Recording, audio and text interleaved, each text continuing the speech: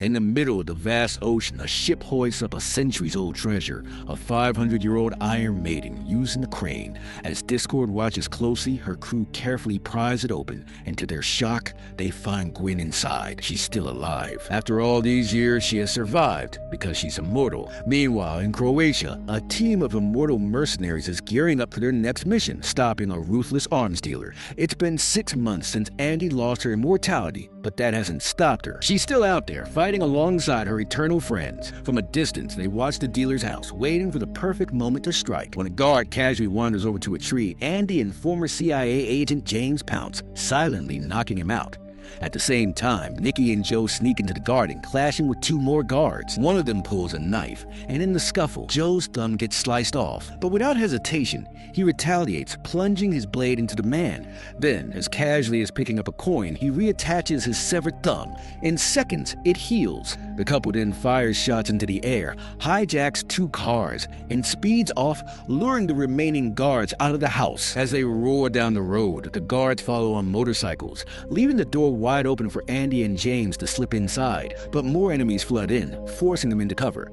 Spotting a sword mounted on the wall, Andy seizes it. With deadly precision, she cuts down every attacker in her path within seconds. Then she darts outside, looping around and bursting in from another entrance, catching more guards off guard and slicing through them with ease. Meanwhile, on the river, Niall, a former Marine, approaches on a speeding boat. She opens fire, mowing down the guards behind the house. Her boat crashes against the stairs, and without missing a beat, she leaps out and charges forward on foot, guns blazing. Bullets fly, one tearing into her neck, but her wound seal shut instantly, her immortality saving her once again. Inside, Andy and James continue battling wave after wave of enemies, combining gunfire, brutal punches, and swift sword strikes. Just then, Niall scales the balcony wall, grabs a hanging flag, and swings through a window, crashing in dramatically and joining the fight. Together, they wipe out the last guard standing. Out on the winding mountain roads, the chase rages on.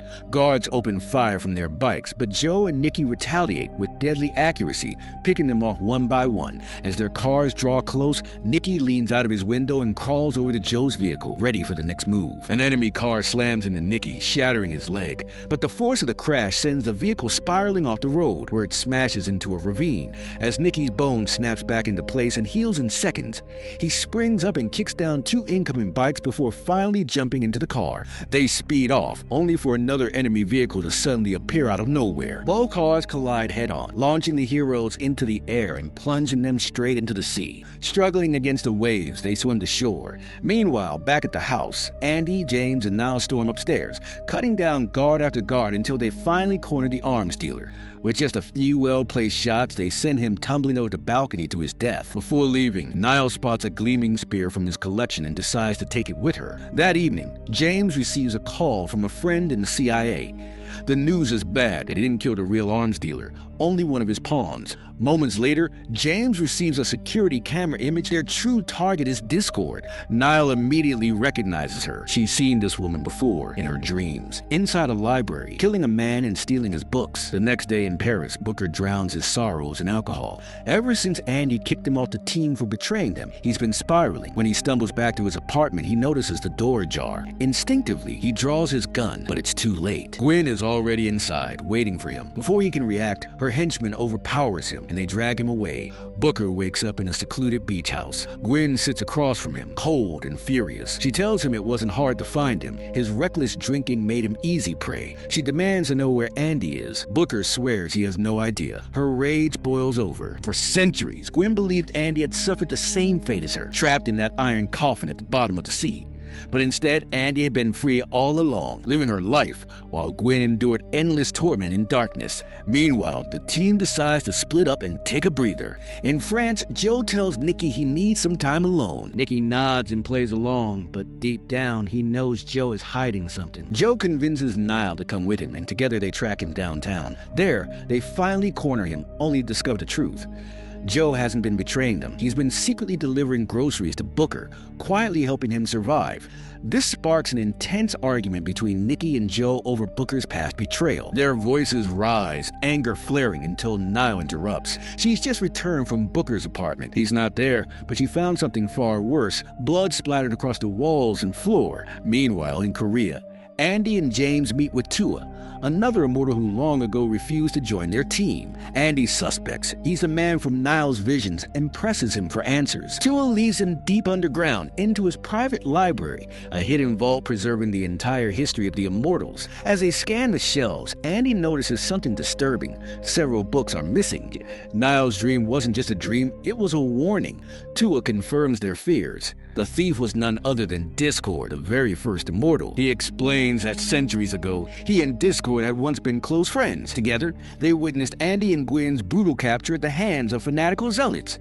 Tua begged Discord to intervene, but she refused. Cold and detached, she walked away. Tua managed to save Andy, but by then it was too late for Gwen. She had already been sealed in an iron coffin and cast into the ocean's depths. While hiding from the world, Discord spent centuries amassing unimaginable wealth and power, determined to shield herself from humanity's cruelty. Now her arms dealings suddenly make perfect sense. They were never random, they were calculated. Tua admits he doesn't know why Discord has resurfaced now, but one thing is certain, she's stolen the books containing the complete history of their team. Andy then confesses a painful truth. She's lost her immortality and fears Discord may already know. Hours later, they return to their safe house, where Tua is introduced to the rest of the team. After sharing everything they've learned, Joe suddenly receives a call from Booker.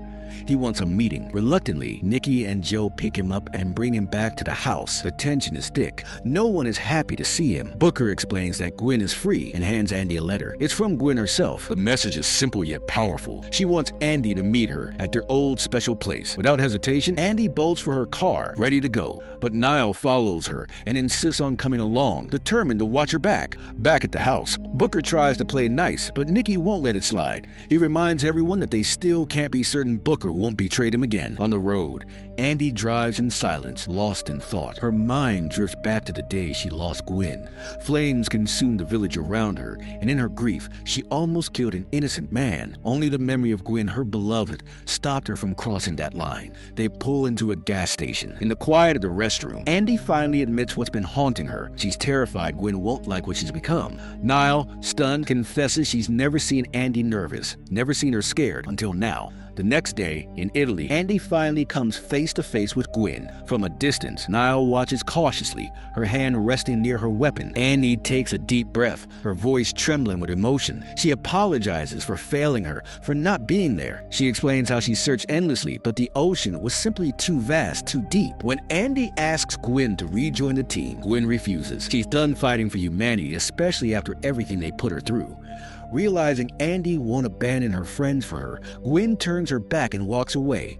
Andy chases after her, shouting over her shoulder for Niall to stay back.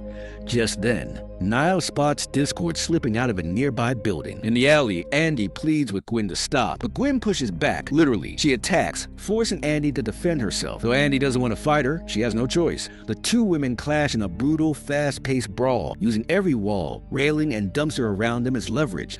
Blow for blow, they are evenly matched, both fighting with years of skill and heartbreak between them. Suddenly, Niall bursts in, warning them. Discord is right behind them.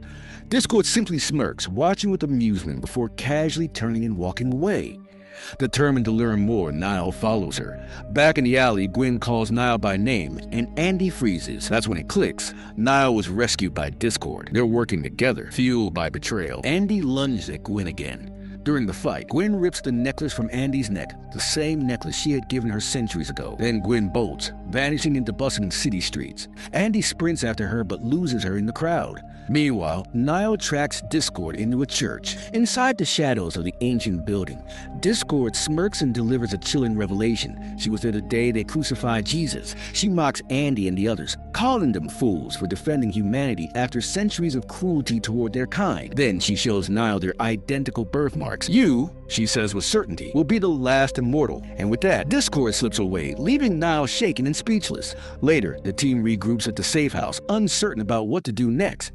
Andy retreats to a quiet corner, clutching the broken necklace, lost in the memory of the day Gwen gave it to her. Meanwhile, Tua presses Booker for answers. Did Niall ever hurt Andy? Booker nods. When they first met, they fought. Niall stabbed her. Tua's eyes widen. He recalls an ancient legend, one that speaks of an immortal capable of taking immortality away. His voice drops low. If that's true, then Discord doesn't just want Niall. She plans to use her to wipe us all out. Tua also reveals a startling truth. Once an immortal is wounded by Niall, they're given a choice of fleeing fleeting moment to pass on their immortality to someone else before it fades away forever. The next morning, Booker quietly tells Andy he should leave, but Andy surprises him. Because of the crisis they're facing, she allows him to stay. Booker admits almost wistfully that he's always wondered what it would feel like to have an expiration date, to finally give his endless life some meaning. Meanwhile, at an airport, Discord continues weaving her web of manipulation around Gwen. She feeds her rage, stoking the fires of vengeance. Gwen confesses she doesn't just want revenge on Andy, she wants revenge on all of humanity. Discord smiles coldly. Good, she says. So do I. Not long after, chaos erupts in Indonesia. A massive truck barrels toward a high-security nuclear facility. Guards open fire, bullets tearing into the metal, but it doesn't stop. The truck slams through the gates in a fiery explosion. As smoke fills the air, the guards approach cautiously, assuming the driver is dead. But then Gwen steps out. Her wounds seal shut almost instantly. Without hesitation, she grabs a guard and holds him hostage, keeping the others at bay. From the shadows, Discord's henchmen move in, guns blazing. One by one, the guards are cut down, leaving the facility vulnerable and wide open for whatever comes next. Gwen's team rams more vehicles straight into the main building, sending employees running in panic. Gunfire erupts as Discord's henchmen mow down the guards, clearing a path. Gwen pushes forward, storming deep into the inner rooms of the facility. Meanwhile, back at the safe house, Booker spots Niall training outside and challenges her to a sparring match. Tua watches closely, noticing something striking. Their fighting styles are nearly identical. Intrigued, he joins in. What follows is an intense three-way sparring session. Blades clash, fists fly, and even against multiple opponents, all three prove their mastery of combat. Eventually, Niall's sword slices across Booker's arm. She immediately apologizes, but Booker brushes it off with a smile. Later, in private, Booker quietly pulls Tua aside and shows him the wound. It's not healing. The theory was true. Booker is no longer immortal. He begs Tua to keep his secret from Andy. Tua nods in solemn agreement. Moments later, James calls everyone together. He's just received security footage from the nuclear plant. Gwen's team has seized control and planted a bomb directly in the nuclear core. Everyone knows it's a trap, but they also know they can't ignore it. A nuclear explosion would be catastrophic.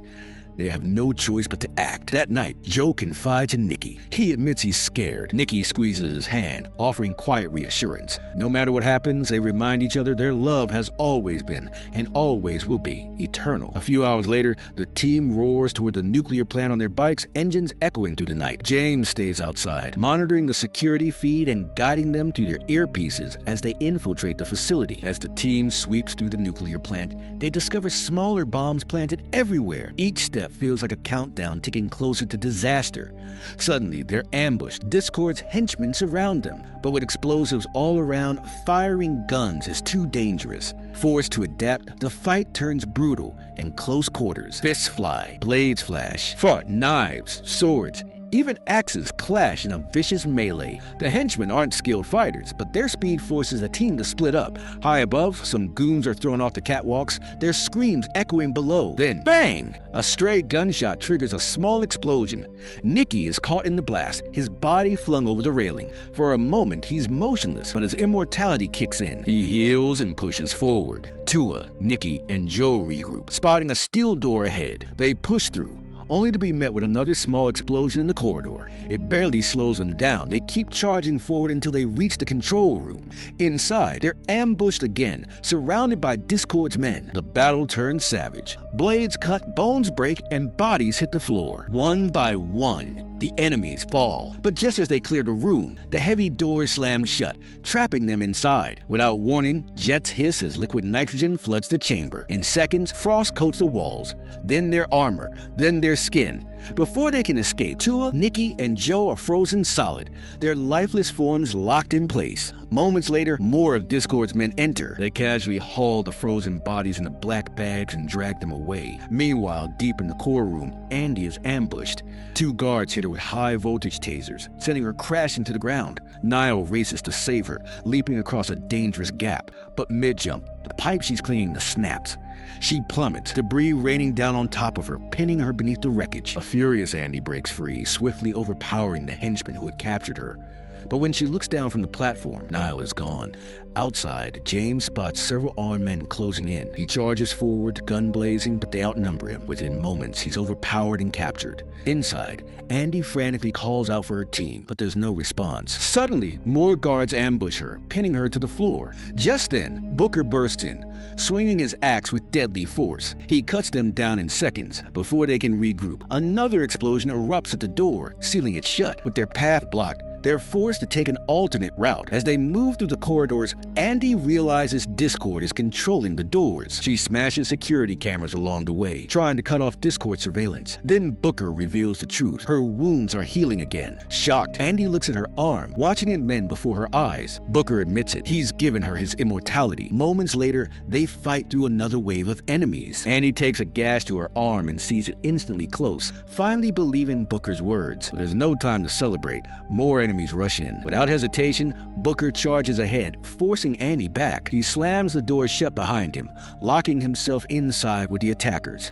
Andy pounds on the door, desperate to open it, but it won't budge. On the other side, Booker is shot again and again, but he keeps fighting. With his axe in hand, he cuts down every last man before finally collapsing, mortally wounded. His lifeless body hits the floor. Meanwhile, Niall claws her way out from the debris, battered but alive. She pushes forward into the core room, where she finds Gwen waiting. Niall pleads with her, warning that Discord is manipulating her. But Gwen ignores her and attacks. The two clash violently, trading brutal blows. In a final desperate move, Niall slashes Gwen across the stomach. The wound doesn't heal. Her immortality is gone. Gwen stares down in shock as blood pools at her hands. Suddenly, Discord emerges from the shadows. With a cruel smile, she plunges a sword into Niall's back, dropping her to the floor. Her men drag Niall's body away. Now, with the team defeated, the locked doors swing open. Andy presses on alone. She finally reaches the core room, where Gwen sits beside the bomb, clutching the detonator. The two women exchange words, memories of who they once were, the ideals they once shared. Andy speaks from the heart, reminding Gwen of who they truly are beneath the centuries of pain. Moved by her words, Gwen lowers the detonator and chooses not to set off the bomb.